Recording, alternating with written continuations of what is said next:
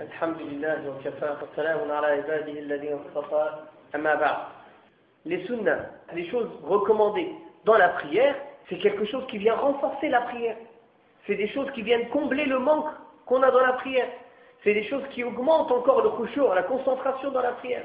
C'est des choses qui nous aident à avoir plus de hasanat et que notre prière yawm al-qiyamah, elle soit d'une plus grande valeur.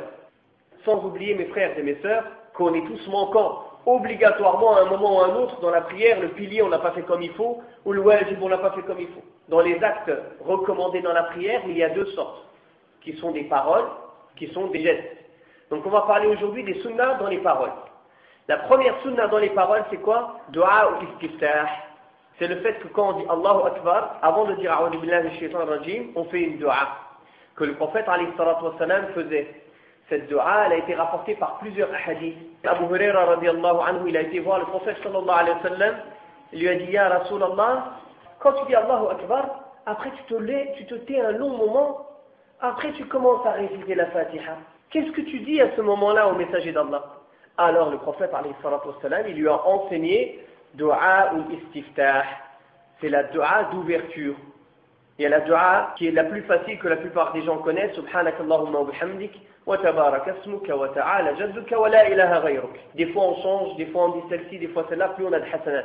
Mais si quelqu'un ne le dit pas, sa salat elle est sahiha.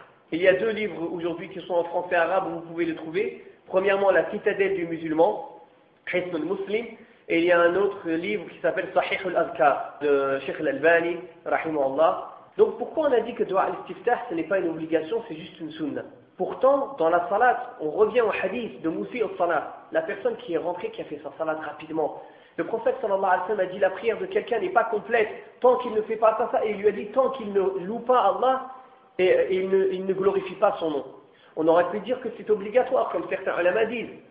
Mais la preuve que ce n'est pas une obligation formelle, que c'est juste une recommandation, c'est que le prophète sallallahu alayhi wa sallam le faisait à voix basse et il ne l'avait pas ordonné aux sahaba jusqu'à que Abu Huraira ait été le voir pour lui demander qu'est-ce que tu dis au messager d'Allah quand tu te tais?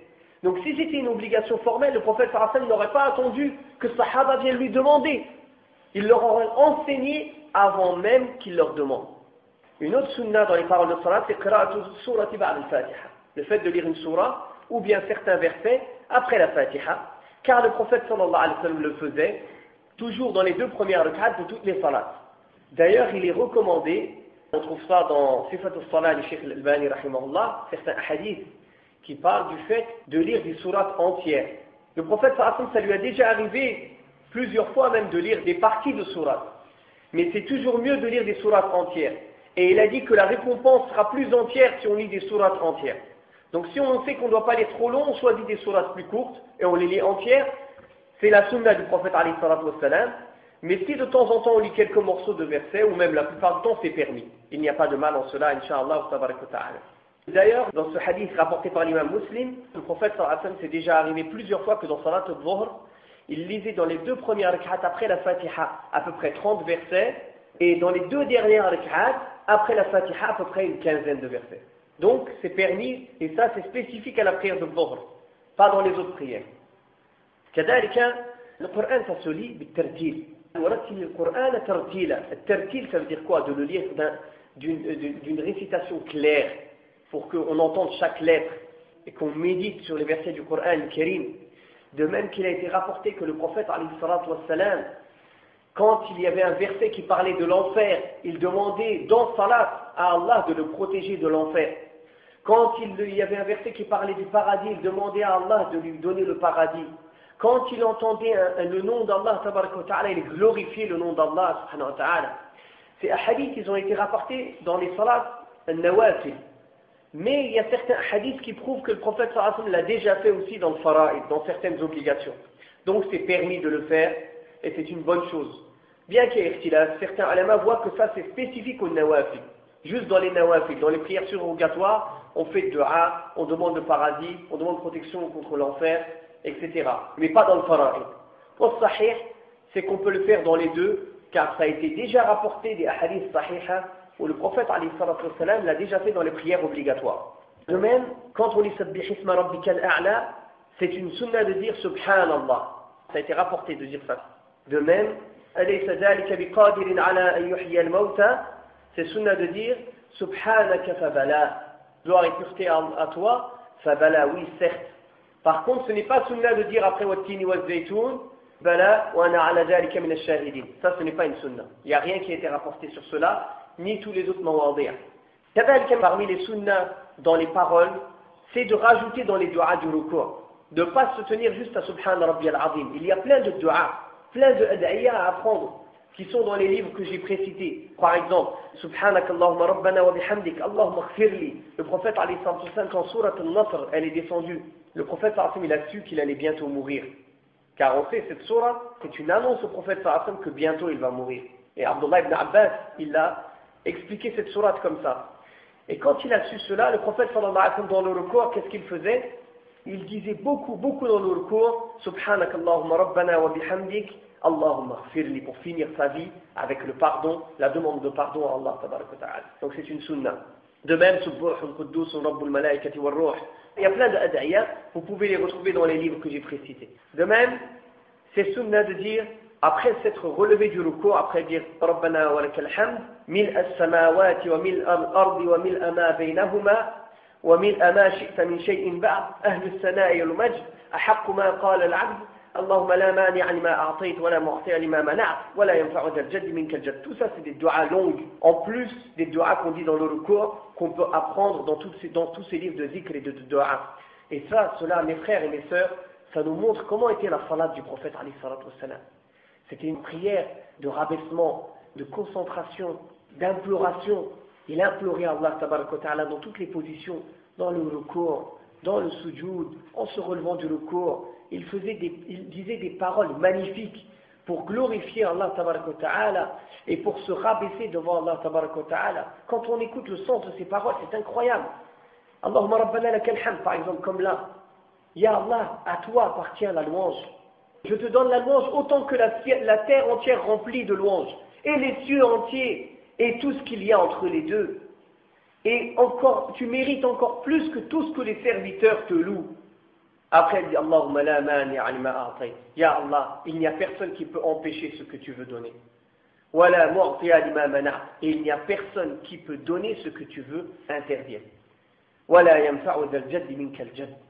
Et personne parmi les gens de la richesse, leur richesse, elle ne sert à rien. Hein. Elle ne peut servir à rien devant ta richesse. Ya Rabbal Alamin. Regardez toutes ces du'as. Comment le prophète, alayhi salatu wassalam, il se rabaissait devant Allah tabaraka wa ta'ala. Et c'est nous, on doit prendre cet exemple. As-salat, en langue arabe, ça veut dire ad-du'a. La demande, l'imploration. D'ailleurs, dans salat, on dit quoi dans la Fatiha? On demande à Allah qui nous guide dans le droit chemin, qui nous éloigne du chemin des égarés. Parmi les sunnas de salat, c'est le fait de dire aussi les dhikrs dans sujoud. Il y a plusieurs adhkar, on va en citer quelques-uns. Allahumma laka sajadtu, wa bika amantu, wa laka aslamtu, سجد وجهي للذي خلقه وصوره وشق سمعه وبصره فتبارك الله أحسن الخالقين سبحانك اللهم ربنا وبحمدك اللهم اغفر لي on peut le dire aussi dans le rukû et dans le sujoud comme aussi subhana dhil jabaruti wal malakuti wal kibriya wal azama. Et le prophète sallallahu alayhi wa sallam a dit quand vous êtes en sujoud faites beaucoup de dua car c'est un moment où on espère qu'Allah va accepter vos dua. C'est un des meilleurs moments où les duas sont acceptés en sujoud. Quand ton front et ton visage, tu l'as prosterné devant le Seigneur des cieux et de la terre. Quand tu as reconnu, pourquoi c'est le meilleur moment où les du'as sont acceptés? Parce que c'est le moment où tu te rabaisses le plus. Où la chose la plus honorable qu'Allah t'a donnée, ton visage, tu la mets par terre. Mais nous, on a oublié ce sens-là. Maintenant, la prière, c'est devenu juste des gestes mécaniques. On ne réfléchit pas au sens des gestes, au sens des paroles. Subhanallah, on se prosterne. Ça veut dire quoi? Se jeter par terre comme ça. Le fait de dire aussi Rabbi ighfirli bayna sajdatayn, c'est une sunna, ce n'est pas une obligation. Rabbi ighfirli entre les deux sujouds. Quand on se lève du sujoud, on est assis, on dit Rabbi ighfirli. Ou il y a d'autres du'as aussi, Allahumma ighfirli warhamni wa'afini warzuqni wahdini warfa'ni. Il y a plusieurs manières. Cette du'a a été rapportée de plusieurs hadiths, comme aussi Allahumma ighfirli warhamni wajburni wahdini warzuqni. Hein? Donc ça c'est des du'as en plus. Au minimum on dit Rabbi ighfirli. Si quelqu'un ne dit rien, sa salat est sahiha, mais le mieux c'est de dire Rabbi ighfirli. Faire salat ala nabi, c'est une sunna. Après le tashahhud al-awwal et après le tashahhud al-akhir. Allahumma salli ala Muhammad. Et la meilleure salat, c'est salat al-Ibrahimiyya. Allahumma salli ala Muhammadin wa ala ali Muhammad. Kama sallaita ala Ibrahim. Il y a plusieurs versions. La plus sahiha, kama sallaita ala ali Ibrahim. Innaka hamidun majid. Allahumma barik ala Muhammadin wa ala ali Muhammad. Kama barakta ala ali Ibrahim. Innaka hamidun majid. Hada akhrajahu al-Bukhari wa Muslim. Plusieurs manières de faire le tashahhud. Le hadith que les ulama devancent souvent, c'est le hadith de Abdullah ibn Mas'ud. Car il a une chaîne de transmission beaucoup plus solide que les autres, bien que les autres sont sahih aussi. Et le hadith de Abdullah ibn Mas'ud, c'est quoi? At-tahiyyatu lillah, was-salawatu wat-tayyibatu, assalamu alayka ayyuha an-nabiyyu wa rahmatullahi wa barakatuh, assalamu alayna wa ala ibadillahi as-salihin, ashhadu an la ilaha illallah, wa ashhadu anna Muhammadan abduhu wa rasuluh. Si quelqu'un dit aussi celle qu'il a appris, par exemple la plupart des Maghrébins et des Africains, التحيات لله الزكيات لله الطيبات والصلوات لله السلام عليك أيها النبي ورحمة الله وبركاته السلام علينا وعلى عباد الله الصالحين أشهد أن لا إله إلا الله. Il n'y a pas وحده لا شريك له. وحده لا شريك له c'est rajouté, faut l'enlever. أشهد أن لا إله إلا الله وأشهد أن محمدا عبده ورسوله هو صحيح. Si c'est acceptable, c'est sahih, c'est Omar ibn al-Khattab qui l'a enseigné aux gens à al-minbar. C'est une sunna de faire dua après le tashahhud et salat ala nabi, que ce soit celui du milieu ou celui de la fin. D'ailleurs, salat ala nabi sallallahu alayhi wa sallam, on le fait au milieu aussi. Dalil ala dhalik. C'est quoi la preuve de cela? C'est que le prophète alayhi salatu wa sallam, il a fait une fois une salat de 9 rak'at, le witr. On l'avait déjà parlé ça donc pendant Ramadan. Ce hadith il est rapporté par l'imam Muslim. C'est un hadith sahih. 9 rak'at d'affilée la nuit. Il s'est assis à la 8e rak'at, il a fait le tashahhud. Après le tashahhud, il a fait salat ala nabi. Et il a fait dua. Puis il s'est levé sur la 9e rak'at. Il a fait le dernier tashahhud et il a fait salat ala nabi et il a fait dua. Donc ça prouve quoi ce hadith? Ça prouve que salat ala nabi sallallahu alayhi wa sallam, ça se fait après chaque tashahhud. Que ce soit le tashahhud du milieu ou le tashahhud de la fin. Premièrement, pourquoi? Car le prophète sallallahu alayhi wa sallam l'a fait. Deuxièmement, parce que quand on fait le tashahhud, on énonce le nom du prophète sallallahu alayhi wa sallam. On dit wa ashhadu an la ilaha illallah wa ashhadu anna Muhammadan abduhu wa rasuluh. Alors après on prie sur le prophète alayhi sallam directement. Allahumma salli ala Muhammad. Sallallahu alayhi wa alihi wa sallam. Donc c'est une sunna aussi comme il a été rapporté dans les hadiths.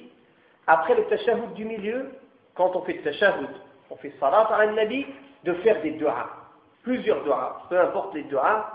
De demander à Allah tabaraka wa ta'ala, et de même dans le tashahhud final de faire des du'as, et surtout la du'a où le prophète sallallahu alayhi wa sallam nous a dit Allahumma inni a'udhu bika min azab jahannam wa min azab al-qabr wa min fitnati al-mahya wal mamat wa min sharri fitnati al-masih ad-dajjal wa fi riwaya wa min al-ma'sami wal maghram. Donc la du'a quand on demande protection à Allah tabaraka wa ta'ala, ça c'est après le tashahhud final. Après avoir fait salat ala nabi sallallahu alayhi wa sallam, Allahumma inni a'udhu bika min azab jahannam wa min azab al-qabr wa min fitnati al-mahya wal mamat wa min sharri fitnati al-masih ad-dajjal Allahumma inni a'udhu bika min al-ma'sami wal maghram. C'est pas obligatoire mais c'est une bonne chose. On demande protection à Allah Ta'ala contre le châtiment de l'enfer, contre le châtiment de la tombe, les tentations de la vie et de la mort, et on demande à Allah protection contre les tentations de Masih ad-Dajjal. De même, c'est une sunna de dire Allahumma inni dhalamtu nafsi dhulman kathira wa la yaghfiru dhunuba illa ant faghfir li maghfiratan min 'indik warhamni innaka antal ghafurur rahim, et d'autres du'as de dire après le tashahhud final. Non. La sunna aussi c'est de faire le deuxième salam. C'est une sunna. Le premier c'est un pilier. Le fait aussi de faire zikr et dua après la salat.